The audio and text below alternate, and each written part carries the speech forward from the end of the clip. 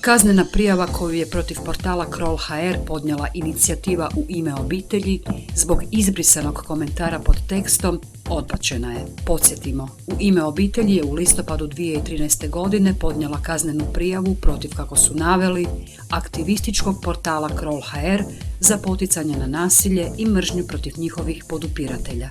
Zbog komentara ispod teksta nemate pravo reći da se vaša zajednica zove brak, niti na posvajanje i umjetnu oplodnju. Kroll.hr je, kako su objasnili, postao sudionik, to jest pomagatelj sukladno članku 38 Kaznenog zakona, a u počinjenju kaznenog djela iz članka 325 stavka 1 Kaznenog zakona. Nisu ostali na tome. Zatraživši od Ministarstva kulture da od Kroll.hr zatraži povrat sredstava jer portal potiče nasilje i mržnju prema građanima koji ne dijele stavove homoseksualnih aktivista. Ovih dana cijeli je slučaj dobio epilog i DORH je odbacio kaznenu prijavu koja od samog početka i onako nije imala nikakve osnove, jer sporni su komentari izbrisani i prije nego što je kaznena prijava podnesena. Također podsjećamo da je Kroll.hr tom prilikom u svom priopćenju pozvao U ime obitelji da i sami javno objave svoje izvore financiranja, što do danas nisu učinili. Tjedan iza nas obilježila je i vijest o veoma kreativnoj reklami za jedan porečki restoran. Naime, restoran Divino reklamirao se jumbo plakatom s fotografijom žene koja na sebi nosi raskopčanu košulju i haltere, dok oko nje za stolom sjede trojica muškaraca pred kojima je poslužena riba i u ruci drže čaše vina. Iznad fotografije stoji natpis Feel porridge with all your senses, ili u prijevodu osjeti poreć svim svojim osjetilima. Tu je reklamu Centra za građanske inicijative Poreč prijavio pravobraniteljici za ravnopravnost spolova zbog kršenja zakona o ravnopravnosti spolova. Vlasniku restorana Eduardu Dekoviću, inače poznatom porečkom ugostitelju, naš je upit bio prvi glas o prijavi, iako je jumbo plakat odlučio skinuti. Razlog nije neprimjerena poruka i općenito reklama, nego, kako je otkrio u razgovoru, molbe obitelji djevojke s plakata. Našim je pak upitom i saznanjem kako je upućena prijava pravobraniteljici za ravnopravnost spolova bio i pomalo iznenađen. Dodao je kako nisu imali loše namjere, a na novom plakatu neće biti ni djevojke niti muškaraca. Na novom plakatu nema uopće ljudi, samo riba i vino, kazao je.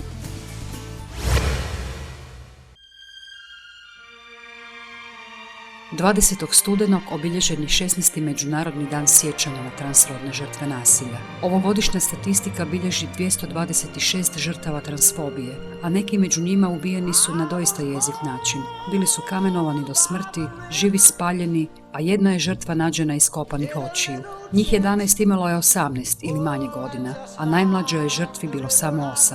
21-godišnja žena, poznata kao Glenda, nađena je pretučena i kamenovana, a njezino je polugolo tijelo nađeno tjednima nakon što je ubijena u Meksiku.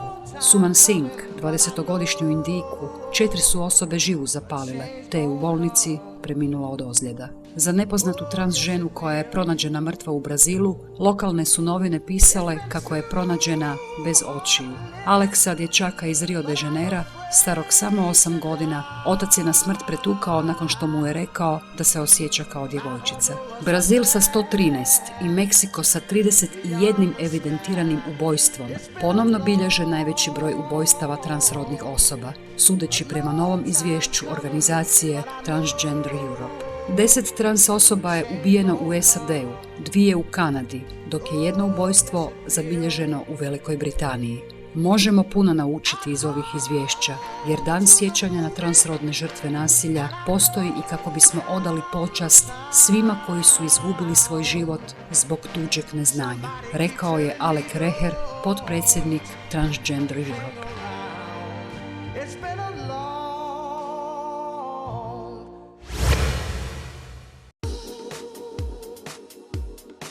Bizarna vijest stiže nam iz Poljske. Lokalne vlasti gradića zabranile su postavljanje figure popularnog lika iz crtića Medvjedića Winnie the Pooha na tamošnjem dječjem igralištu. Razlog je njegova sumnjiva seksualnost, kao i to što je neprilično odjeven, odnosno polugol, što je neprimjereno za djecu.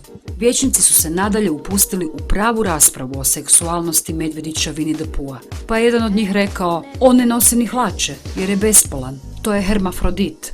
Vijećnica Hana Jakimska otišla je korak dalje. sipajući nevjerojatne optužbe na račun autora knjiga o popularnom dječjem liku. Sve je to prilično uznemiravajuće. Pa zamislite samo, autor je imao više od 60 godina i odrezao je Medvjediću testise, jer je sam imao problem s vlastitim identitetom.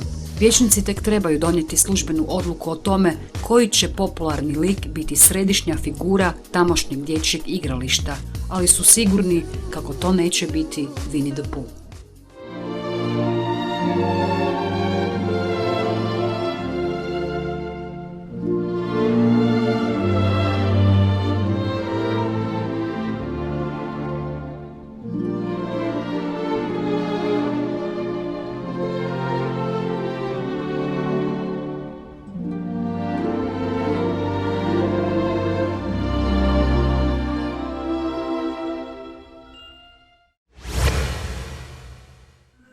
Udruga slijepih Zagreb u četvrtak je predstavila aplikacije za pametne uređaje, korisne za slijepe osobe. Blind Droid Wallet potpuno je besplatna aplikacija za prepoznavanje novčanica pomoću kamere, podržava hrvatske kune, eure, dolare i još mnoge druge valute. Aplikacija Color ID također je besplatna, a uz pomoć kamere prepoznaje boje. Aplikacija The Voice putem kamere slijepoj osobi omogućava gledanje zvukom umjesto očima, a također u sebi ima ugrađen prepoznavač boja, lica i govorni kompas. TapTapSee je aplikacija koja prepoznaje okolne predmete i osobe uz pomoć kamere. Omogućava određeni broj besplatnih fotografija za prepoznavanje, a kasnije se može iskoristiti tarifa od 50-100 slika ili neograničen broj fotografija u mjesec dana ili više. Aplikacija CamFind i Google Googles uz pomoć kamere detektiraju okinutu fotografiju, a zatim pronalaze detalje o toj fotografiji preko interneta.